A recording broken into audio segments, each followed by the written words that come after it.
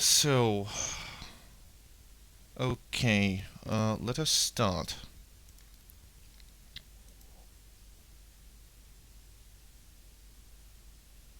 Okay, and we should be live right now. Hello and welcome to Eastern Marshlands. This is Bolshevik Bistro. My name is Eugene.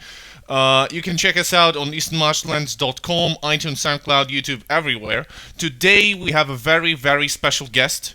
This is Paul Cockshott. He is a computer scientist. He is most famous in our circles as a researcher in economic computability and as a co-author of Towards New Socialism.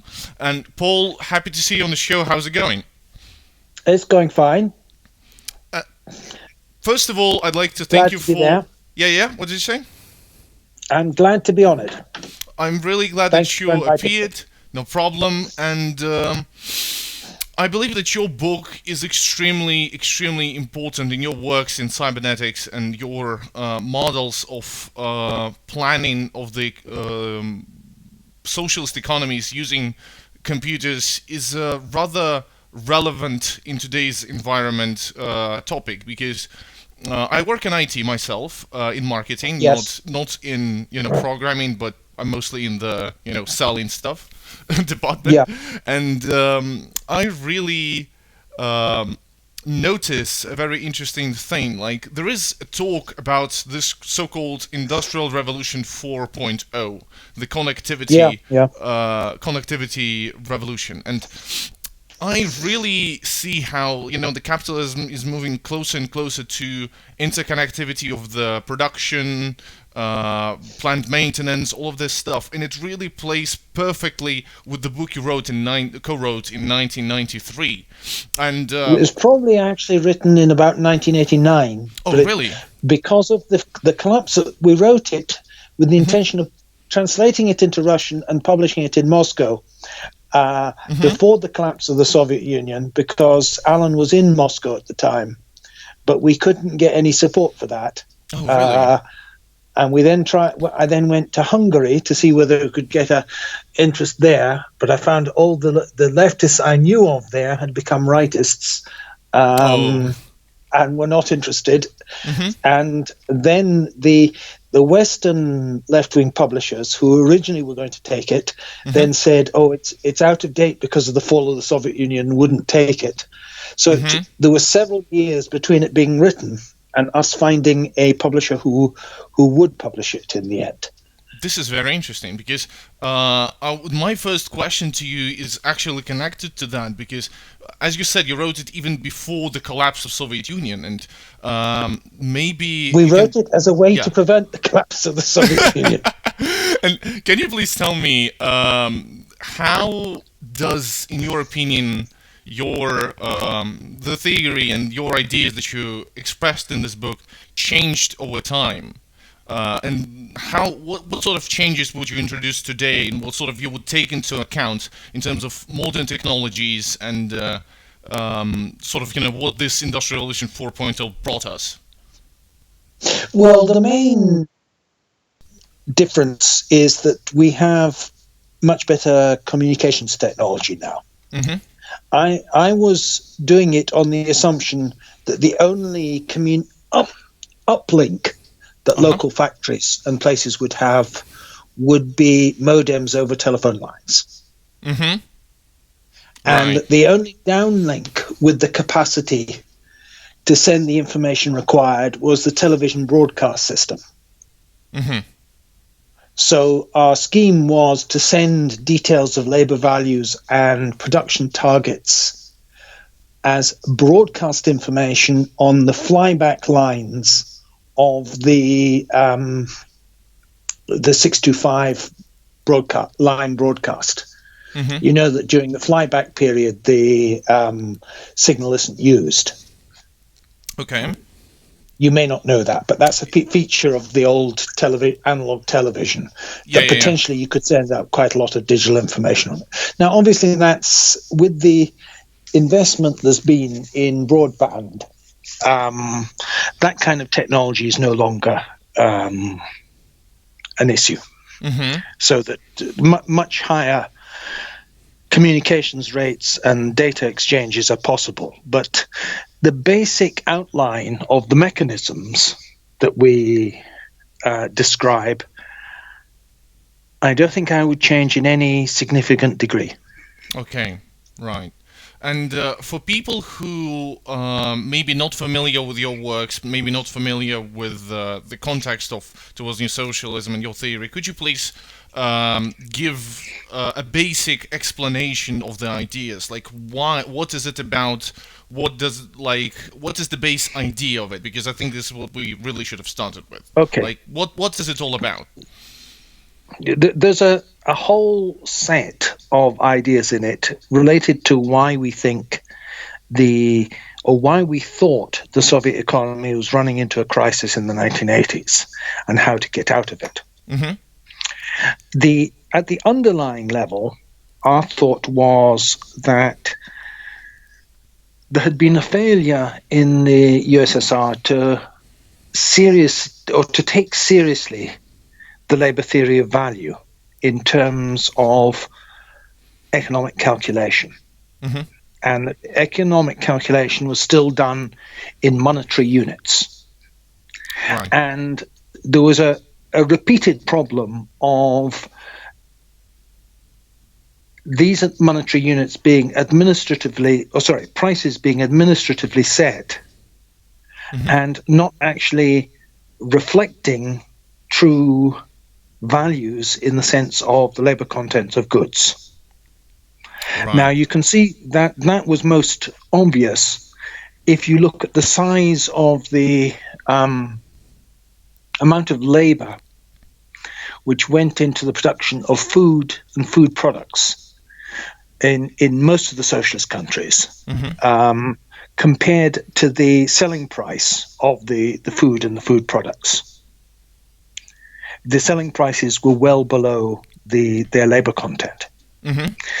And this was an underlying cause of the repeated apparent food shortages, so that you had in the Soviet Union actually a higher output of eggs, milk, meat per mm-hmm. capita than you had in Britain per capita. But the actual apparent supplies were much lower because things were sold below their value and disappeared from the shops quickly. Mm-hmm. Now, our analysis was this came from the policy that was adopted in the late 1950s of an advance towards communism, which was seen as making things available for free. Okay, mm-hmm. in Khrushchev's view of communism. And we didn't think that this had anything to do with what Marx was talking about. Mm-hmm. Marx never proposed a system of general free distribution. When he talked about a future society, he always assumed that there's some form of rationing or in the allocation, and a rationing according to the amount of labor required to make things. Mm-hmm. The issue was whether individuals would get paid exactly the number of hours work they did, mm-hmm. or whether they would get paid a supplement if they had a large family, for example. Mm-hmm. So the references he makes to payment according to need have to be read in the context of the previous sentences when he wrote about that, which was all about family size. Yeah. And people with the big family having greater needs. Mm-hmm. It was never proposed by him that things would be handed out for free anywhere. Yeah, he only referred to, like, it's really wrong to assume that post-scarcity society would mean that we should start just giving out things for free, because this is what building up of socialism, of communism, highest stage of communism is. Like, yeah, I would agree with you on that. That would only be possible if things required no labor to make them. Yeah. So long as labor is required to make them, there's only a finite number of working hours people have available. Therefore, you can't escape from the law of value in that sense. Mm-hmm. And in that sense, Marx says the law of value is a transhistorical necessity. All that can alter is the social form in which it appears. Mm-hmm. Okay? Now, Yeah. in capitalist society, it appears indirectly in the form of monetary calculation, whereas in communist society, it appears directly in terms of calculation of time. Mm-hmm. So the basic point was that we thought that the Soviet economy had been held back by its maintenance of monetary calculation. Mm-hmm. It had been held back because the resulting prices were often not rational, and they led to apparent shortages when by international standards, there weren't shortages. Mm-hmm. I mean, I was particularly struck by this when visiting Poland in about 1983. There was practically no food in the form of meat available in the shops. Yeah.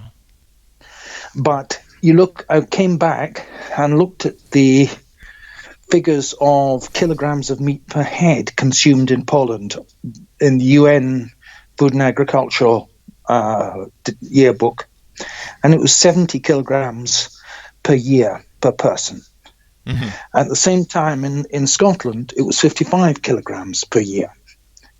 But there was no. Doesn't make sense. There was no food riots in Scotland, Mm-hmm. because the working class just couldn't afford that much food. Yeah. The price of meat was too high, and therefore people ate cheaper food. Now, in a society where there isn't class exploitation, you'd expect people to be able to afford more food. But Mm-hmm. you have to have a price system which actually reflects the real labor cost of making things. Yes. Okay, so that's the first point. Second point is, if you don't have a price system which reflects the real labor costs of making things, the only way to overcome inequalities in the society due to different wage rates Mm-hmm. is to subsidize things and sell essentials below their value. So the two things are related.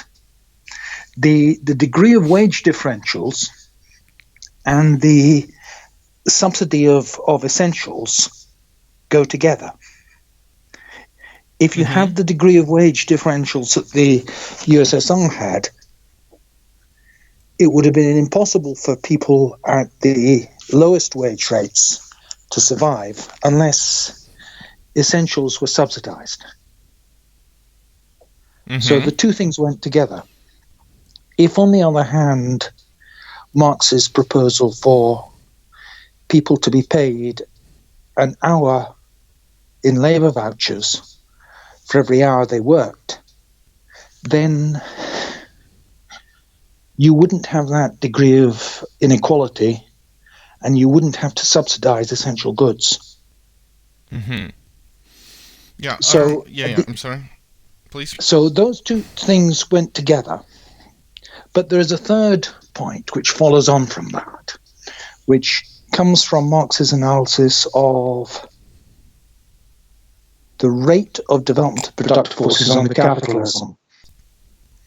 Excuse me, you cut out for a second. The rate of what again? The rate of development of the productive forces in capitalist society. Mm-hmm. Okay, he says that machines have to be paid for by the capitalist at their full value, whereas labor has to be paid for by the capitalist typically at 50% of its value. Mm-hmm. Okay, so it would, in principle, be rational to use a machine that took 1 hour to produce if it saved 1 hour of labor. Mm-hmm. But because labor is sold at half its price, capitalists will only use a machine that took 1 hour to produce if it saves 2 hours of labor. Yeah. Okay? And this is a fundamental limit to the development of productivity under capitalism. Because the full value of labor is not paid. Instead, the value of labor power is paid, which is lower than the value of labor. Mm-hmm. Do you get the point? Yeah, I do. I do get the point. Yes, okay. Now, if you look at the situation which obtained in the USSR, the wage paid was less than the value of labor power. Yeah. Since a whole bunch of essential goods were subsidized. Mm-hmm. And a number of goods were free. Transport was either free or nominal charge, etc. Mm-hmm. So the effect is that relative to the value produced by labor, the amount paid out in wages was even lower in the USSR than it was in a typical capitalist country. Right. This is why. And therefore, this is why a lot of brain drain happens when people came to the other countries and were shocked by all the, oh, you can have this, you can have that, and this is what really was a huge issue for socialist for the Warsaw Pact and socialist bloc countries. Well, that's a separate issue. It's not quite the same issue. Oh, okay. I'll get onto that later. Mm-hmm. The key point is the incentive to economize on labor mm-hmm. in a Soviet factory was even lower than the incentive to economize on labor in a capitalist factory. Okay, yeah, got it. So a rational factory manager in the Soviet Union would hoard labor. Mm-hmm. And therefore, the rate of improvement on labor productivity under that system of pricing was going to be slower than the rate of improvement you'd get in a typical capitalist economy. Mm-hmm. You could keep it up high in the early stages of development by a very rapid capital investment. But later on, you ended up with hoarding of labor in the less productive plants. Again, all of this is because calculations were not being done in labor time. Mm-hmm. So that's three issues associated with it. So what we were saying is you go back to Marx's proposal, pay everyone an hour for an hour they do. Mm-hmm. You charge for things at the labor content, and you then have a rational system of economic calculation. The question then is it feasible to do that? Because in the debates on socialism that took place in the 1920s and 30s, mm-hmm. even right-wing economists acknowledged that labor time calculation would provide a rational alternative. But they said you'd have to solve millions of equations in order to work out what labor contents were, mm-hmm. And that this was intractable. Right. So I went to the people who ran the supercomputer center at Edinburgh, mm-hmm. because I was a PhD student at the time in computing. And I spoke to them and said, how would you actually solve a system of equations with, say, 10 million linear equations? Is it tractable? And they said, oh, yes, we can do it easily. Mm-hmm. We would use Jacobi iterative methods to do it. You could do it quite quickly. So once I sort of grasped what a Jacobi iterative method was, because my specialism at that point was programming languages. Mm-hmm. I wasn't used to these numerical methods. It became clear that, in fact, the large systems of linear equations like that were just getting to be within what the available supercomputers that we had in Europe or America or Japan at that time, what they could have done. Mm-hmm. That it was feasible to solve for labor values for an economy of, say, 10 million products, which we understood the Soviet economy had. Mm-hmm. And that you could solve that on a daily basis and send updated daily estimates of the labor content of everything, which was this broadcast scheme that it would be broadcast on a TV channel. Mm-hmm. So that everybody would have up-to-date information on the true labor values of things. So that was basic attempt to apply what was just becoming feasible in technology that we knew of to solve the problem. Now, there are other ideas which are put forward towards a new socialism, which are political ideas, Mm-hmm. which were ideas of direct democracy, because we thought that too much had been conceded by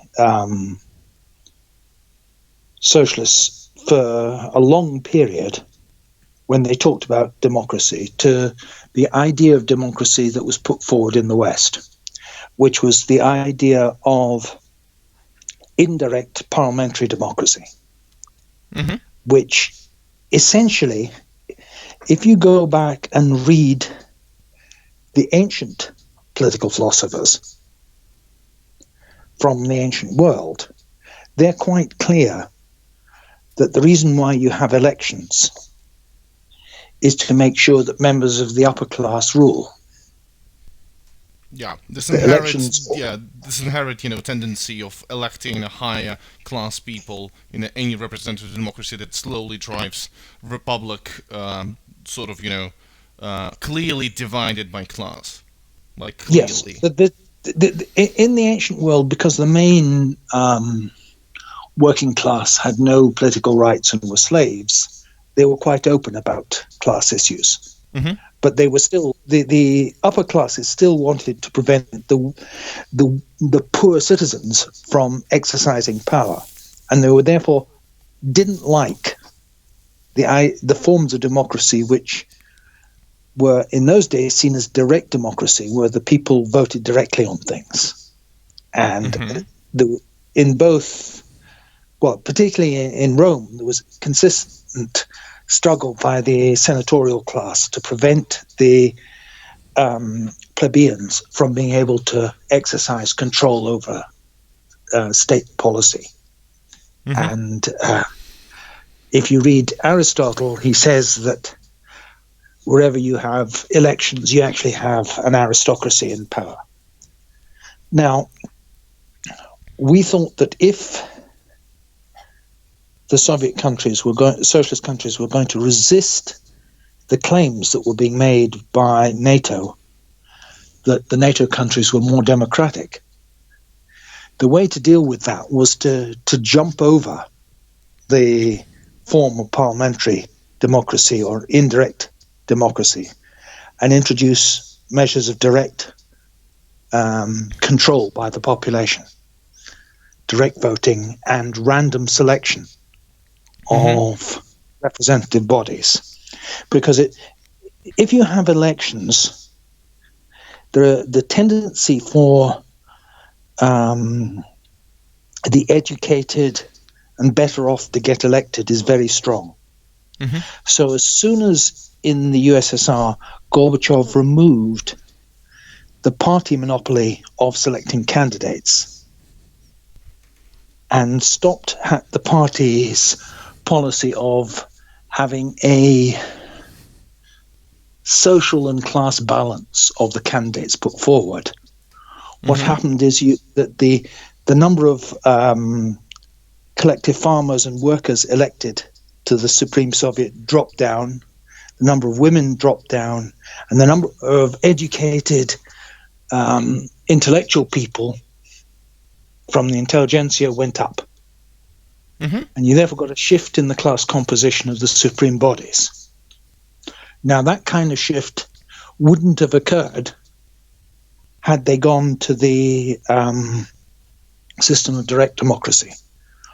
If the representative bodies had been chosen at random among the population, you'd never have the leading bodies dominated by the social classes which had an interest in the restoration of capitalism. Mm-hmm. Now, this comes to the issue you were talking about earlier, about the apparent difference in living standards mm-hmm. between the West and the USSR. Now, part of that is a real difference in living standards because of a really higher level of industrial productivity in Western countries than in the Soviet Union, which had been way, way behind the West when it had its revolution and had been slowly catching up, but certainly hadn't caught up in productivity overall by the end of the 80s. Mm-hmm. But more important than that was the fact that you had a relatively more level set of wages in the USSR than, or when I say you both had a relatively more level or less unequal set of wage rates in the USSR than you did in the West. Mm-hmm. And secondly, because of subsidies and the fact that a lot of services were free, the inequality in wage rates overstated the real level of inequality in the USSR. This meant that members of the intelligentsia would certainly experience an increase in their immediate pay if they moved to the West. Yes. And they were aware of that, and they therefore wanted to have a economic system which they thought would give them the rates of pay that members of their social class had in the West. And this was the fundamental class interest undermining the, in our view, the fundamental class interest undermining socialism. Mm-hmm. But that, because it's something that was embedded in the actual social structure, the fact that you had a large intelligentsia because you had a technical economy, you couldn't avoid that by any means other than ensuring that the political structure prevented that class from dominating actual politics. And a one-party system doesn't do that because they come to dominate the one party. You can have purges and official lines, etc. But socially, if you look at who were the most prominent group in the and politically active group in the Soviet Union, it tended to be technically qualified workers, engineers, etc. And they were seriously overrepresented in party membership. Mm-hmm. And therefore they had a big influence on the overall policies followed. And you can see Gorbachev as a representative of that social interest group. Yeah.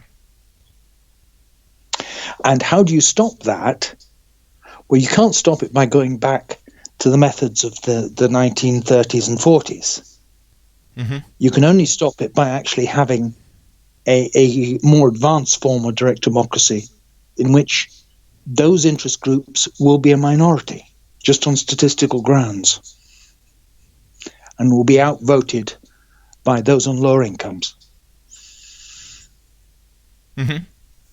So that was the basic point there, to have faith in the law of large numbers rather than to have faith in administrative selection procedures to control political power. Mm-hmm. And this sort of ties in a question that I had from one of the members of our community who asked, how do we make such a system that basically does the planning for the planners, the computerized, basically the computers doing the planning and the simulations, how do we make it democratic? And this is sort of the answer. You reform the democracy, you make the democracy as direct as possible, and where you cannot make direct democracy, introduce random selection. I remember you talked about in one of the interviews. I mean, this is one of the things we've done since then. We actually prototyped a form of mobile phone voting, which allows you to the whole population to vote, for instance, on the main headings of the budget and on the level of income tax that would be necessary to meet it. So part of that was to say, okay, this is the mathematical procedure the computers would have to follow, but the other was to show that you could have a secure and confidential system of mobile phone voting that was transparent, and you could see that nobody was cheating and that your vote had been counted correctly, etc. Right. So that's something which we hadn't thought of when we wrote the book, because mobile phones didn't exist in those days. Yeah, so that is far easier to do that, and the labor vouchers, all of those things, they're really accessible using the modern technology, modern phones and smartphones that could basically run those systems easily. Yes. The technological infrastructure is much better for it now. Yeah. Exactly. And that we would assume that all payment would be done with social credit cards, so that it's much easier to eliminate black markets, etc., if the payments are all electronic. Right, of course. And also talking about, you mentioned how the book was written to basically save Soviet Union, and I had a question from Samuel from our community who wanted to ask whether those systems, those ideas and the cybernetics could be helpful to the current states that claim to be socialists that have started introducing private property. Hello? Hello? Yeah, can you hear me? Cockshott? Mr. Cockshott, hello? The line went down for a little while. Oh, 1 second. Can you hear me now? Can you hear me? Yeah, I can hear you. Can you hear me? I can hear. Yeah. Yes. Okay, it restored. So, can cybernetics basically save North Korea, and can it save China? Because I remember you were talking about in one of the interviews about China, about how it was some time ago, I think it was on Left Forum, and you mentioned that there are different political groups in China and that were interested in towards new socialism, and they were translating a book. And today we see that there are a lot of shifts in political, atmosphere of China, with the current General Secretary even outright saying we need to go back to Stalin's style of socialism. And we still have no idea what does he really mean by that. I cannot claim to be an expert on what's going on in China. I have been to China once, and I have spoken a little bit to the people at the head of the Chinese Academy of Marxism, but that is very limited source of knowledge. It's not I'm not in a position to give an up-to-date commentary on the current political situation in China. I do know that quite independently of anything we've written, some Chinese computer people have been proposing something very similar, and this was even reported in the Financial Times. Right. That they were proposing that they could move to a moneyless communist economy using supercomputers. So the ideas are basically there. This is what we can know for sure. Well, the ideas are there, but they're independently rediscovered, I think. Right. because, I mean, after we wrote our book, we discovered that Glushkov in the Ukraine had proposed much the same sort of thing around 1960. Yeah.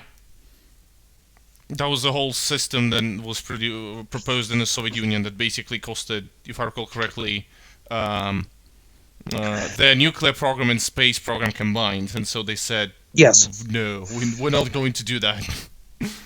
Yes, I mean, and that's probably a realistic estimate of what it would have cost them. Yeah. But I mean, it's not that these ideas are not the necessary components for what we were suggesting are all lying around, if you see what I mean. The ideas of how you do the pricing, etc., is there in Marx and was picked up again by the Dutch communist left in the 1930s. Some of it was picked up again by Strumlin. The ideas of cybernetic planning, first put forward by I didn't know of this at the time, was first put forward by a contemporary of von Neumann's, a mathematician called Remak in Germany in about 1930. And then, of course, you have Kantorovich proposing it. So it's the ideas will repeatedly occur to people. Yeah. Because if you have the mathematical background, it'll occur to you.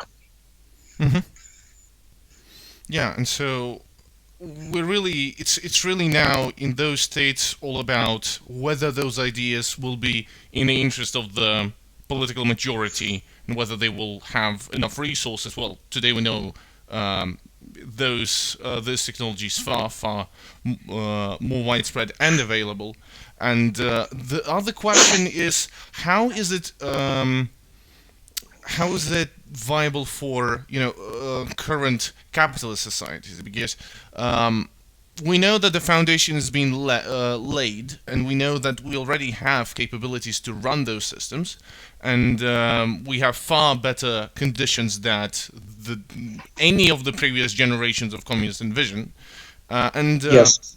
The question is, how do we move to this sort of system today? Because we see that such system would be far more popular among the people, but how can we in such a hard time of that some people refer to as the age of reaction, push forward those ideas, in your opinion? Well, these things are much easier, would have been much easier, obviously, if you'd started out in the Soviet Union in the late 80s than it would be in any other part of the world.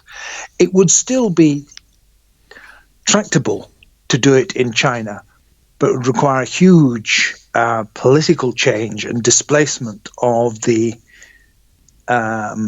influence of the American-style economics and economic theory, which is what's generally accepted in China. And also it requires a huge struggle against the vested interests of the high-income groups in China. So none of this is obtainable without considerable political turmoil, to put it mildly. Yeah.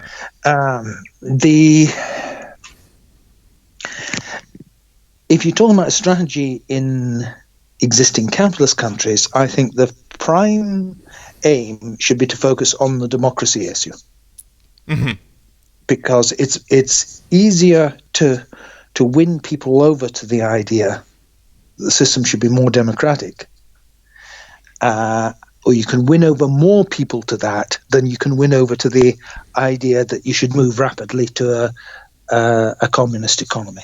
And if you were able to strengthen the forms of mass democracy, then the class interests will start to prevail, and to make a better, let's say, a better atmosphere or better audience for more left-wing economic policies. So I think the primary goal, has to be same as Marx said, that the first goal of the communists is to win the battle for democracy. Right. Exactly. this is what we actually see in a lot of current like in many countries. If you ought to talk to working class people and you ask a normal person in a normal capitalist country about politics, you would very often hear that I'm not really interested in politics, and it's completely normal not to be. But then when you start talking to this person, you will realize that this person does really have a political opinion and political beliefs and ideals, but because Yes. of the current democratic system that is not really democratic, at least it's not a democracy for working class people, person starts to close in, and it stops expressing political beliefs, because why bother with that? Because my ideas will never be heard, and will never be doing anything with that. And so I would agree with you that democracy is one of the most important stepping stones for us. A very important step in terms of how do we address the issues of capitalism, starting with democracy. So, I mean, I think that is at the political level, that is the primary objective. Mm-hmm. In terms of economic transition, I think you would have to do it as a two-stage process. First, move to a system where the monetary system was tied to labor. Mm-hmm. Okay, so you might overprint the bank. You might overprint the banknotes with the number of hours of labor that, say, a euro currently purchases. Mm-hmm. Last time I calculated it, a euro was 2 minutes labor. Uh-huh. In France, it was 2 minutes labor. In France. Okay. Mm-hmm. I suspect in Germany it will be about the same. Mm-hmm. Interesting. So you initially overprint them, and you put forward a plebiscite that outlaws exploitation. Mm-hmm. That every group of workers should be entitled to the collective value they create. Mm-hmm. That doesn't mean everybody in the same factory or same workplace gets paid the same, but it means that they are the owners collectively of the residual value produced, rather than shareholders. Okay. The point being not to avoid the issue of actually expropriating people. You view it as a transition similar to what Lincoln obtained in America when he simply outlawed slavery. Mm-hmm. You pose it as a human rights issue and say, okay, you outlaw exploitation. The consequence of that, of course, is that all forms of property income disappear. Yeah, basically. But let's say Mercedes will still own the Mercedes factories. It's just that they're no longer allowed to pay any of the profits to shareholders. Uh-huh. Shareholders can still own their shares, but they're not entitled to any profit from it unless the workers voluntarily decide to pay them a dividend, which is unlikely. Mm-hmm. So the point is that you at that point you are focusing on something which is a populist issue. Yeah. You're not focusing on state control of it. You're saying, okay, if we did this, the average income of a Mercedes worker would increase by 30%. Mm-hmm. And there's a clear direct economic interest people have in voting for such a proposal. Right. But wouldn't it basically result in a civil war? Because if you basically outlaw exploitation and shareholders stop receiving dividends and they have no way to get profit from the property, either they can only do that if they ask the workers to give them money, which they have no intention to do. And wouldn't it result in a giant turmoil? Well, this is what I didn't understand at the time when I was a student, and I read Engels saying that he thought that in Britain and America it would be possible to bring about socialism by peaceful means. although you might get a slaveholders' rebellion. Now, I didn't at the time have enough of a grasp of 19th century history to know that everyone would know in the 1890s that when he said a slaveholders' rebellion, he meant a repetition of the rise of the Confederacy in the South. Right. And that he, insofar as you would have a civil war, it would be a civil war of the character of the American Civil War, in which the democratically controlled apparatus of the state might have to suppress a rebellion by the old property owning classes. Yeah. But you can see that the American experience of eliminating slavery and the Civil War was actually a key sort of reference point for Engels when he was saying that. So yes, certainly there would be huge opposition by the property owning classes to such a democratic proposal. And you've only got to look at how the property owning classes hate the result of leaving the European Union to a popular vote in Britain to see how reluctant they would be. But I think it's going to be a gradual process of establishing popular sovereignty. That once it's established that popular sovereignty has been won in several test cases, it becomes harder to resist later on. But there's no doubt huge political effort will be put into resisting it.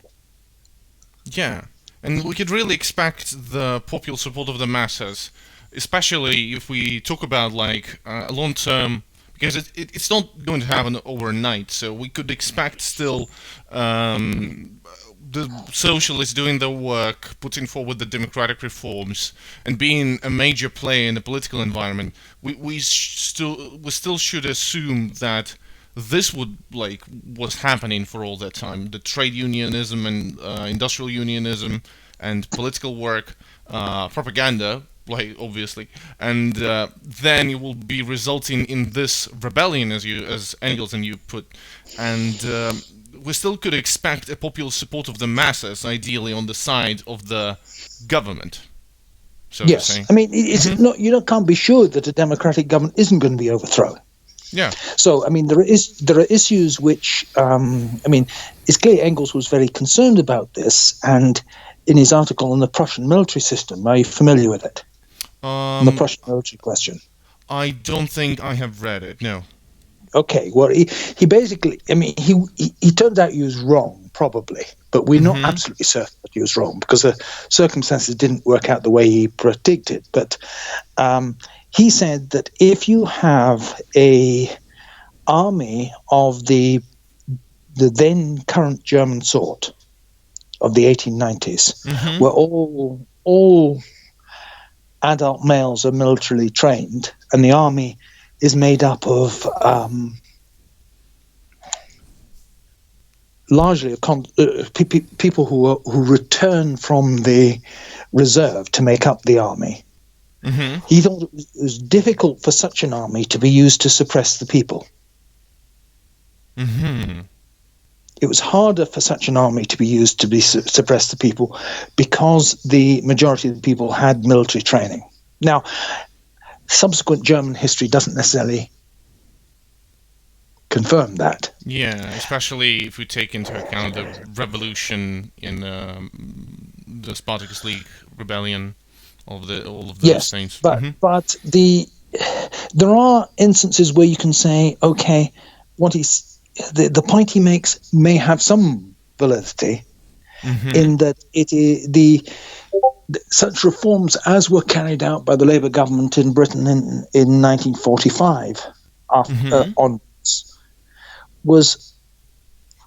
it's held that a major factor in it was that the soldiers voted for them. Okay, the Labour Party won on the soldiers' vote, and that the army was very politicised, and that proposals by some of the general staff to suppress the election result were rejected as unfeasible by Churchill. Mm-hmm. Because it's almost certain the army would have rebelled if there'd been any attempt to do that. Yeah. And that from Churchill's point of view, if he had attempted to suppress the election result and go on ruling, and the army had rebelled, he would have effectively been faced with Soviet power in Britain, which he didn't want. Mm-hmm. So that was a point where the army in Britain was not a professional army, but was an army of conscripts of the type that Engels was talking about, and where it had that effect. It prevented the upper classes from launching a coup against the election of a social democrat government, at least. Yeah, yeah. And Engels was just talking about preventing a coup against a social democrat government. Mm-hmm. So what he was saying is not empty, but would be a lot. There are things that have happened since the 1950s which have strengthened the position of the bourgeoisie.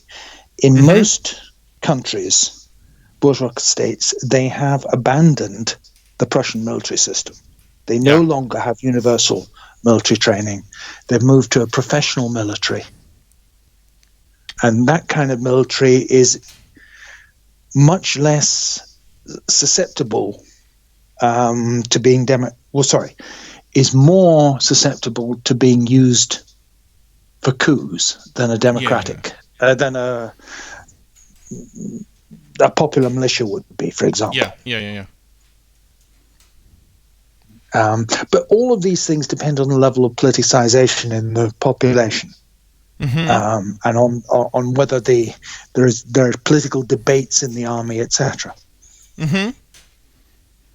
Yeah, it's a very interesting point, because I haven't really considered the differences between the Prussian military system and the current one.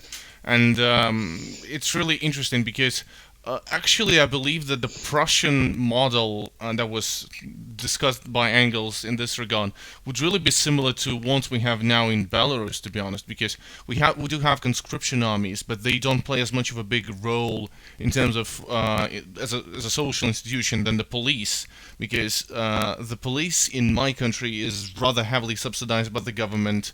It is used as obviously as a suppression force, and it is sort of a popular militia, because a lot of working class people are going to the police to get better wages and get better opportunities in life. So, despite the fact they still have political debates, they still have some sort of politicization, and because of there haven't been a major political crisis and major issue to address in Belarus.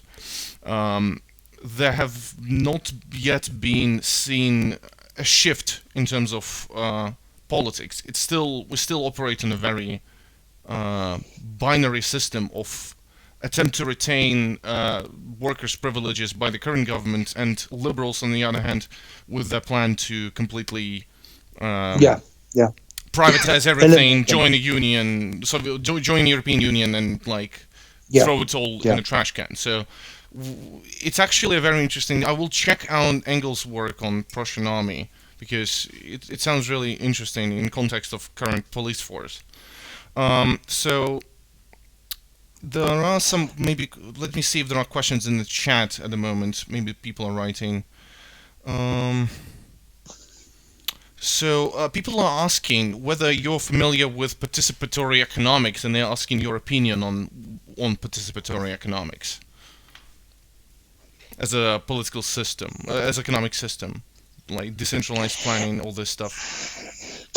The problem is to say who in the end has the say on resources. Who owns and can dispose of resources? Mm-hmm. if a local collective owns and disposes of resources, in the end, the only equitable way for relations to exist between it and other local collectives is on the market. Mm-hmm.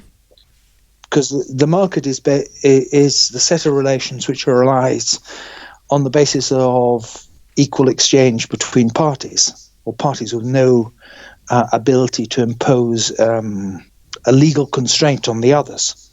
Mm-hmm. So, in the end, if there is a right of disposition of the product, an allocation of the product by the some local collective, then that local collective owns it. And then you don't actually have a socialist economy, you have a syndicalist economy. Yeah. Now, a syndicalist economy is a viable model. It can exist, but it has certain tendencies which you've got to be aware of, which is that you will, just through the random process of the market, some collectors will do better than others. Mm-hmm. Some will accumulate more money than others.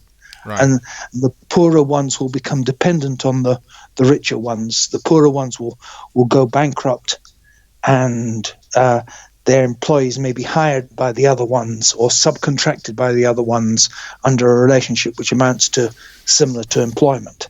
Mm-hmm. So it is any system that is based on market exchange, even if you start out with them being collectives, will only stay as a system of equitable collectives for maybe 25, 30 years. Mm-hmm.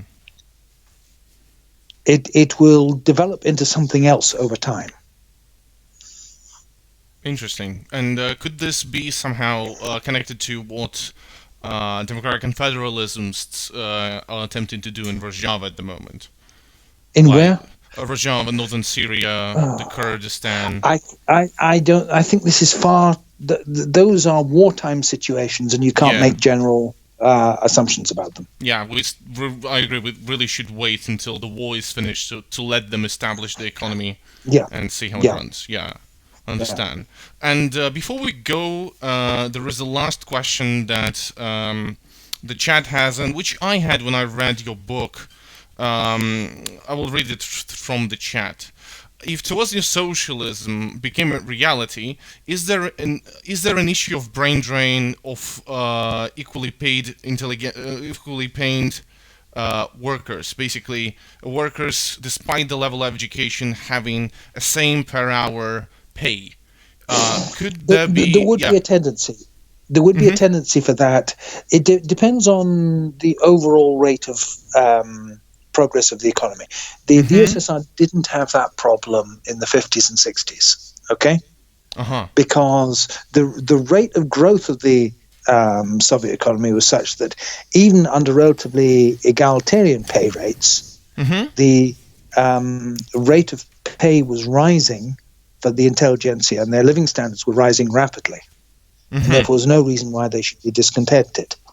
It's only when the rate of growth slows down that it then appears to be so game theoretically sensible to try and improve your situation by grabbing a larger share of the output.